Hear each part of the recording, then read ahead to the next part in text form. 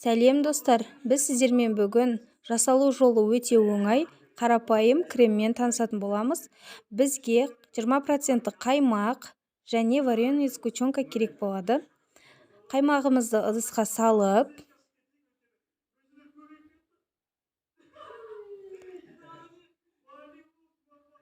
сгущенкамызды да салып аламыз.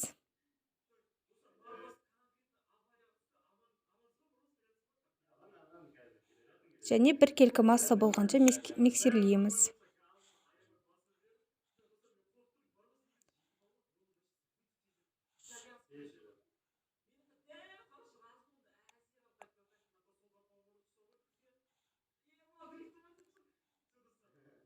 Міне креміміз де дайын болды.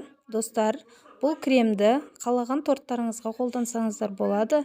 Өте дәмді және қарапайым крем болып шығады. Достар, видео ұнаса, менің каналыма тіркеліп, лайк басып, комментарий жазып кетіңіздер. Сау болыңыздар. Пайдаларыңызға асқанына қуаныштымын.